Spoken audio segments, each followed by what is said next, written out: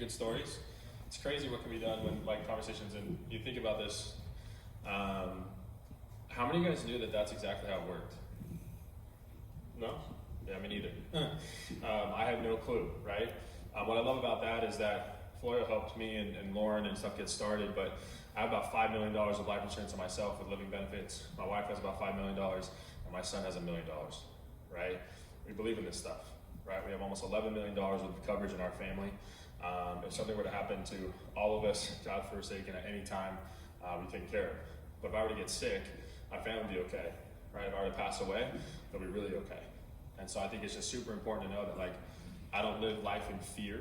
I think that's one of the important pieces, because we've made the right steps to put things in place, right? And that's the best part. And so the reason that we have our team, the reason why we have families, the reason why we do this is that there is no more fear, right? That you can have the opportunity to like do the thing that matters most. So we talk about the foundation. How many of you guys feel like that foundation that Florio went through would probably be like pretty solid? Probably be cement, right? It'd probably be on something really solid. It wouldn't be like out on the beach on some sand. You know, so it's kind of funny when you think about it and cracked. But when you go to the next phase of the financial house, we think about the next one, we call it kind of debt management or cash flow management, however you want to say it. It's kind of like termites, kind of like termites in a house. They're just kind of freaking annoying.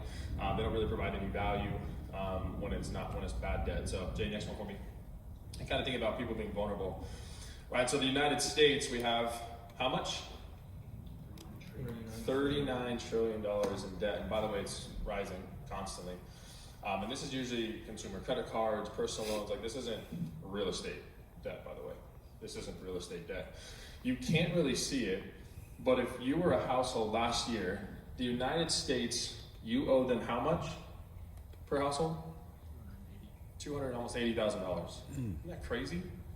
Like we owe this, right? Think about this. Who was born in like the 80s? I don't know, I'm not trying to call anybody out, but I'm just saying, right? I think look where the U.S. was in the 80s. Not too bad, right? If you were born in the 90s like I was, 90s babies, it like started, but you're starting to see something pretty dramatic happen. How many of you guys feel like if this was your personal household, where would you guys be on trajectory towards? Right, where would your cousin and uncle and mom's house be headed towards? Not too solid, right? Not too solid. What's crazy about that is just look at even from 2000 to like 2025. I know the numbers are really, really small. Some of you guys are like, yo, Bryce, I cannot see that. That's all good, just as a framework, right? We can kind of say this. And so the idea with this is, Jay, next slide, is that our goal is to help families mitigate paying off debt faster, more effectively, but save the same dollar. And we have a ton of stories that are happening right now. Like I said, I've been in the mortgage industry for a really long time too, prior to all this. So I've handed out a lot of debt.